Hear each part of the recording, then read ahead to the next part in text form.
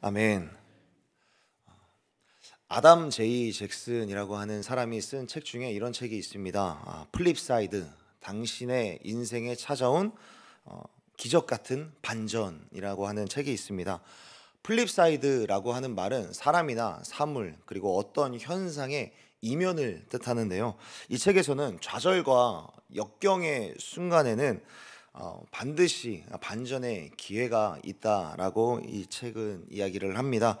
쉽게 말하면 성공한 사람들의 이면에는 언제나 좌절과 시련의 장애물들이 있는데 이것들이 플립사이드라고 이야기를 합니다. 나폴레옹이나 헬렌 켈러 그리고 베토벤, 에디슨 그리고 지금 이 시대에 이르면 스티브 잡스라든지 일론 머스크라고 하는 단순히 어떤 물질적인 부유한 그런 사람들이 아니라 어떤 인생의 성취를 느낀 그런 사람들은 한결같이 좌절과 시련이라고 하는 어떤 성공의 토대를 마련을 했는데 그들의 공통점은 바로 이런 플립사이드를 발견했다라는 공통점이 있습니다. 막다른 길에 부딪혔을 때에 그것을 뒤집어서 위기 안에 있는 숨은 기회를 찾는 것, 이것이 플립사이드라고 하는 이 책이 말하고 있는 핵심 주제입니다. 크건 작건 우리 인생 가운데 놓여 있어서 만날 수밖에 없는 수많은 문제들, 시련들, 장애물들이 있지만 그러나 그 안에는 우리가 체감하는 것보다 훨씬 더 큰 소중한 반전의 기회가 있다라는 것이죠. 플립사이드가 존재한다라는 것입니다.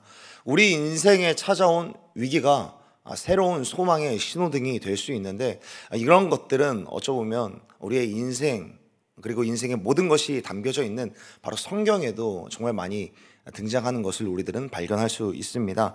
인간의 절망 끝에서 시작되는 하나님의 역사, 역전의 명수이신 하나님, 이 하나님께서 만들어 가시는 하나님의 이야기에는 우리가 생각하지 못했던 플립사이드가 숨겨져 있다라는 것이죠. 그리고 이 플립사이드는 오늘 본문에도 기록이 되어 있는 것을 우리들은 발견하게 됩니다.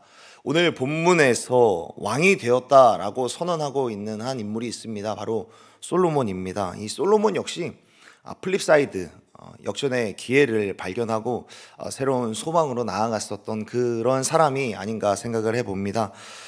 솔로몬은 다윗의 뒤를 이어서 이스라엘의 3대 왕이 되었죠. 그런데 그가 왕이 되기까지의 과정, 그리고 왕이 되고 나서는 어떤 인생을 살았을까? 우리들은 어찌 보면 솔로몬이라고 하는 사람은 다윗에 비하여서 평화로운 수준에 이르러서 왕이 되었기 때문에 좀 순탄하게 왕이 된 것은 아닌가라고 생각해 볼 수 있지만 그러나 솔로몬이 왕이 되기까지의 그 상황을 생각해 보면 그리 순탄하지 않았음을 발견하게 됩니다. 물론 다윗이 정말 많은 피를 흘리면서 왕이 된 것에 비하여서는 정말 평화로운 수준을 거쳐서 왕이 되었지만 그러나 그가 왕이 되기까지 그 시간들을 생각해 보면 적지 않게 많이 고민을 하고 스스로 분투의 시간을 보냈음을 우리들은 성경을 통해서 확인할 수 있게 됩니다. 왜냐하면 솔로몬은 왕이 되기까지 형들의 반역을 보면서 자라갔습니다. 그것도 한 번도 아니고 두 번이나 걸쳐서 압살롬과 또 아도니아라고 하는 이 왕이 되고자 하는 그런 반역, 하나님을 향한 그런 반역을 겪게 되었는데 솔로몬의 입장에서는 이 솔로몬도 그 형들의 경쟁자 중에 한 사람이었기 때문에 그 사람들로부터 어떤 생명의 위협을 느끼면서 삶을 살아가야만 했습니다. 또한 서자 출신으로서 쥐도 새도 모르게 역사의 뒤안길로 갈 수밖에 없는 그런 상황을 계속해서 마주했었던 것이죠. 그런데 그런 그가 어찌됐든 왕이 되었지만 왕이 된 이후에는 조금 달랐을까요? 왕이 된 이후에는 왕은 되었지만 왕궁으로 몰려드는 수많은 백성들의 송사의 문제로 인하여서 그는 골머리가 썩어야만 했습니다. 또한 다윗이 넓혀놓은 국경의 상황들로 인하여서 이방 나라들과의 관계가 얽혀 있을 수밖에 없었습니다. 또 많아진 성읍들로 인하여서 수많은 문제들, 전국 방방곡곡을 관리하고 통솔해야만 하는 그런 문제들로 인하여서 솔로몬은 꽤 혼란스러운 시간을 겪어야만 했다라는 것이죠. 그런데 오늘 본문에서는 이렇게 기록을 하고 있습니다. 1절에서는 이렇게 말씀하고 있죠. 솔로몬 왕이 온 이스라엘의 왕이 되었고, 여러분, 사실상 솔로몬이 공식적으로 왕이 된 때는 몇 장에서 이루어지는 일이죠. 사실 오늘 본문에서 솔로몬 왕이 되었고 라고 이야기를 하지만 솔로몬이 왕이 된 것은 공식적으로 2장에서 이루어진 일입니다. 2장에서 일어난 상당히 과거의 일인데도 불구하고 4장에 이르러서 솔로몬이 비로소 왕이 되었다라고 선언을 하고 있는데요.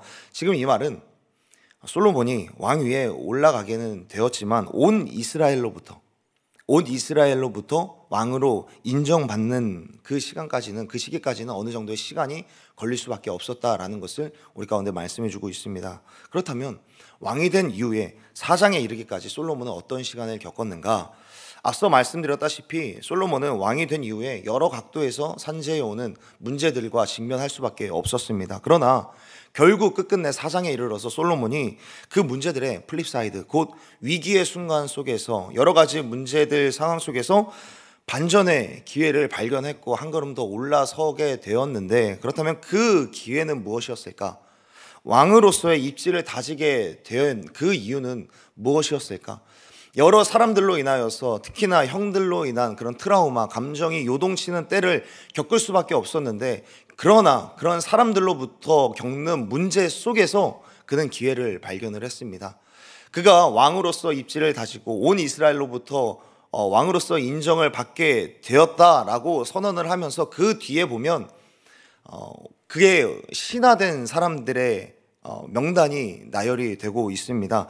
2절부터 19절까지 그가 등용하고 임명한 그런 신하들의 이름이 쭉 나오는데, 그가 왕이 되었지만 비로소 왕이 되기까지의 어떤 시간을 겪었는가, 왕이 될 수 있었던 이유가 무엇이었을까? 이 신하의 명단을 보면 우리들이 잘 알 수 있을 것 같습니다.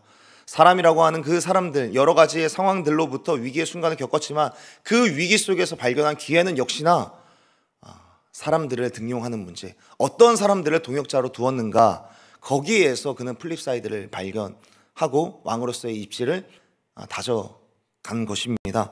오늘 본문에서 그의 신화된 자로서 가장 먼저 기록된 사람이 누구였습니까? 2절에서 말씀하고 있습니다. 사독의 아들 아사리아는 제사장이요 라고 말씀하고 있습니다. 성경은 솔로몬의 신하 첫 번째를 누구라고 기록을 하고 있습니까? 솔로몬의 신하들을 나열할 때 그중 가장 첫 번째의 명단으로 제사장의 이름을 기록하고 있습니다. 하나님 앞에 제사를 담당하고 또 개개인의 제사를 넘어서서 온 이스라엘의 영적인 상태를 관할하고 관장하고 또 많은 사람들에게 하나님의 말씀을 전하고 지도하고 교육할 그 사람, 제사장을 솔로몬의 신하의 가장 첫 번째에 기록해 두고 있습니다. 성경은 솔로몬의 가장 첫 번째 신하로 제사장으로 올려두고 있습니다. 사랑하는 여러분, 이 성경은 쓸데없는 구절이 한 구절도 없는 줄로 믿습니다. 이렇게 기록해 둔 이유는 무엇이었을까? 솔로몬은 위태로운 자신의 입지, 사람들로부터 오는 이 위기를 다져줄 사람으로서 다윗 시대부터 바톤을 이어온 군대 장관 브나야를 기록해 두고 있지 않습니다. 브나야를 가장 앞에 두고 있지 않습니다. 다윗의 시대 때에는 시대적인 상황도 물론 있었겠지만 신하들을 나열할 때 언제나 군사를 담당하는 요압이라든지 스루야의 아들들의 이름을 열거해 두었습니다.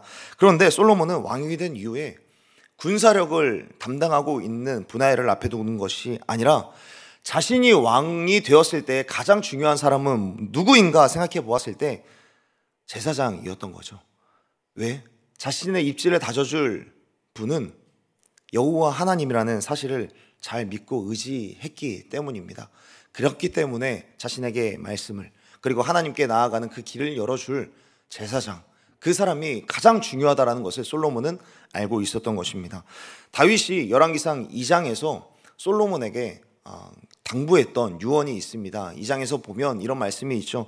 내 하나님 여호와의 명령을 지켜서 그 길로 행하여 그 법률과 계명과 율례와 증거를 모세의 율법에 기록된 대로 지키게 하라 라고 하는 이 당부의 유언을 지키기 위하여서 무엇을 해야 할지 솔로몬은 너무나도 잘 알고 있었습니다. 아버지 다윗으로부터 이어진 이 이스라엘이라고 하는 나라의 존망은 오직 여호와 하나님께 달려있다라는 사실을, 그리고 여호와 하나님의 명령을 지키는 데 있다라는 사실을 잘 알고 있었고, 그렇기 때문에 하나님의 성막과 제사를 담당하고 있는 이 제사장을 먼저 임명하고 등용하는데 가장 우선순위를 두었던 것입니다.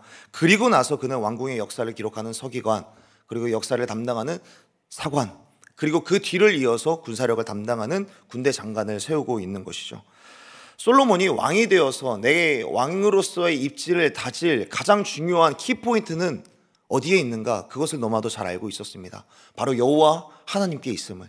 그 여호와 하나님께로부터 다져질 그 왕으로서의 입지는 내 주변에 어떤 사람을 두느냐, 그것이 정말 중요하다라는 사실을 솔로몬은 알고 있었던 것입니다. 아무리 나라의 상황들이 복잡할지라도, 백성들의 송사가 이리저리 많이 올지라도, 또한 여러 형제들의 반역으로 인하여서 트라우마로 인하여서 감정으로 요동칠 때이지만 이 순간을 이겨낼 플립사이드 역전의 기회는 역시나 역전의 명수이신 하나님을 붙잡아야 하는데, 내가 하나님을 붙잡기 위해선 어떻게 해야 될까? 내 주변에 누구를 두어야 될까? 그것을 너무나도 잘 알고 있었기 때문에 제사장을 가장 먼저 신하의 첫째 된 자리에 제사장을 올려두고 있습니다. 사랑하는 여러분, 우리가 이 땅에 속하여서 살아가지만 어디에 초점을 두어야 하는지, 어디에 우선순위를 두어야 하는지, 그래서 우리들 주변에 어떤 사람을 두어야 하는지 이 사실에 우리가 집중할 수 있었으면 좋겠습니다. 그래서 솔로몬은 단순히 제사장만을 앞세우는 것이 아니라 2절부터 4절에 이르기까지 그의 곁에 두었던 또 다른 사람들을 보면은 그가 얼마나 이 하나님 앞에 잘 서기 위해서 노력을 했는지가 알 수 있습니다. 2절부터 4절에 이르면 그의 주변에 세워졌던 사람의 명단이 또다시 나열이 되는데요. 여호야다의 아들 브나야를 이어서 사독과 아비아달은 제사장이요 라고 말씀하고 있고요. 5절에 보면 나단의 아들 아사리아는 지방관장의 두령이요 나단의 아들 사붓은 제사장이니 왕의 벗이요 라고 말씀하고 있습니다. 다윗의 시대 때부터 다윗과 함께했던 제사장을, 사독과 아비아달을 끊임없이 곁에 두고 있습니다. 나이가 훨씬 많은 사람들이었겠죠. 새로운 시대가 되었다라고 해서 그 사람들을 버리지 않고 그 사람들과 여전히 함께하며 새로운 시대를 열어가고 있습니다. 또한 제사장인 것과 동시에 오래전 다윗의 범죄를 지적했었던 나단 선지자, 그의 가문과 여전히 함께 하고 있었습니다. 그리고 그런 사람들을 왕의 벗이라고 칭하고 있는 것이죠. 그 주변에 누가 있었던 것입니까? 결국엔 시대 속에서 하나님의 찬란한 말씀을, 진리의 빛의 말씀을 끊임없이 전했었던 그 사람의 가문과 함께 하고 있습니다. 나단 선지자의 아들들과 함께 하고 있는 것이죠. 하나님의 말씀을 전해줄, 지혜의 말씀, 정의의 말씀, 진리의 말씀을 전해줄 그런 사람들을 늘 옆에 두었던 것입니다. 솔로몬은 자신이 왕 위에 올랐어도 이 왕관의 무게를 견디기 위해서는 내가 어디에 마음을 두어야 하는지, 어디로부터 지혜가 나오는지 너무나도 잘 알고 있었습니다. 누구의 지혜로 날마다 닥쳐오는 이 플립사이드 위기의 순간 이면에 있는 기회를 발견할까? 그것을 너무나도 잘 알고 있었던 것이죠. 그래서 결국에는 내가 하나님을 붙잡아야 되는데, 하나님을 붙잡기 위해서 내가 어떻게 해야 될까? 이 하나님의 말씀을 전달해 줄 그런 사람들을 옆에 둔 것입니다. 정의의 말씀, 진리의 말씀을 전해줄 수 있는 그러한 사람들을 옆에 두어서 그 사람들로부터 들려지는 그 말씀을 역전의 기회로 삼았던 것입니다. 그렇다면 여기에서 또 한 가지를 생각해 보면 이것입니다. 그가 이런 사람들과 동역할 수 있었던 이유, 그가 이런 사람들, 하나님의 말씀을 전달해 줄 수 있는 그런 사람들을 세워야겠다라고 생각했었던 그 지혜는 어디에서 나왔을까? 우리들이 잘 아는 바대로 솔로몬은 3장에서 열왕기상 3장에서 하나님과 특별한 커넥션, 연결점을 함께 연결했던 그런 기억이 있습니다. 하나님으로부터 들려온 세미한 음성과 응답, 곧 백성들을 잘 돌볼 수 있는 그런 지혜를 얻게 되는 그런 일들이 있었습니다. 하나님이 그에게 주셨던 그 지혜의 영역은 단순히 백성들 개개인의 송사 문제만이 아니라 온 나라를 다스리는 그런 지혜로까지 확장이 되어져 갔음이 분명합니다. 3장 말미에 보면 그 지혜를 온 이스라엘 백성들이 보았기 때문이죠. 역전의 발판이 되는 그 지혜는, 그리고 역전의 발판이 되는 지혜, 많은 사람들을 세워야 되는데, 그러나 그 사람들을 어떤 사람들로 세워야 되는가? 하나님의 말씀을 나에게 전달해 줄 그런 동역자로 세워야겠다라고 하는 그 지혜 역시나 하나님으로부터 나왔다라는 것을 성경은 우리 가운데 말씀해 주고 있죠. 말씀을 정리해 보겠습니다. 우리에게는 언제나 많은 사람들과 관계를 맺고 수많은 사건과 사연들을 마주하면서 살아갑니다. 그러나 그 속에서 위축되는 일들도 많이 있고 솔로몬과 같은 어지러운 상황에 놓여 있을 수밖에 없을 것입니다. 그러나 우리가 반드시 기억해야 될 것은 위기 속에는 반드시 숨겨진 기회가 있다라는 사실을 우리가 꼭 기억했으면 좋겠습니다. 그런데 그 기회를 내 지혜로 찾으려고 하면 언제나 오답에 가까운 선택지를 발견할 수밖에 없습니다. 그 상황 속에서, 위기의 순간 속에서, 수많은 사건과 사연 속에서 하나님의 지혜를 구하는 저와 여러분이 되기를 간절히 소원합니다. 하나님이 주시는 지혜를 구하되 그 지혜를 누구로부터 듣는가도 참 중요한 것 같습니다. 하나님으로부터 다이렉트로 들으면 참 좋겠지만, 그러나 그렇게 들려지는 일들은 지금 이 시대에는 굉장히 희귀한 사건이 되는 것 같습니다. 그 지혜의 말씀을 우리들은 누구로부터 들을 수 있겠습니까? 지혜의 말씀, 결국에는 우리들에게 세워진 지역장, 그리고 순자, 각 리더들, 그리고 특별히 교구의 교역자들로부터 그 지혜의 말씀을 들을 수 있으리라 믿습니다.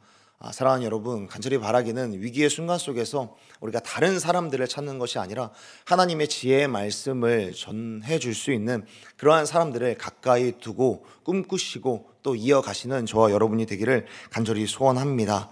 내 주변에 하나님의 말씀을 전하는 사람들을 늘 두어서 그런 위기의 순간 속에서도 역전의 기회가 있음을, 하나님의 말씀에 그 역전의 기회가 있음을 믿고 그 하나님의 말씀을 신뢰하고 나아가는 저와 여러분이 되었으면 좋겠습니다. 그래서 하나님이 주시는 그 역전의 발판을 딛고 일어서서 기적의 역사를 써내려가는 저와 여러분이 되기를 간절히 소원하고 축복합니다. 그러므로 오늘 이 시간에 우리가 함께 기도할 때에 하나님, 나에게 모든 상황 속에서 지혜롭게 나아갈 수 있도록 지혜를 달라고 이 새벽에 우리가 다 함께 간구했으면 좋겠습니다. 더불어 나에게 지혜의 말씀을 줄 수 있는 그런 동역자들을 허락해 달라고, 그리고 그들을 통하여서 정의의 말씀, 진리의 말씀, 또한 지혜의 말씀을 내가 들을 때에 잘 듣게 하시고 그렇게 모든 상황 속에서 역전을 이뤄가는 내가 되게 해달라고 기도하며 오늘 한날, 오늘 하루를 살아가는 저와 여러분이 되었으면 좋겠습니다. 그렇게 역전의 주인공들, 역전의 명수들이 다 되기를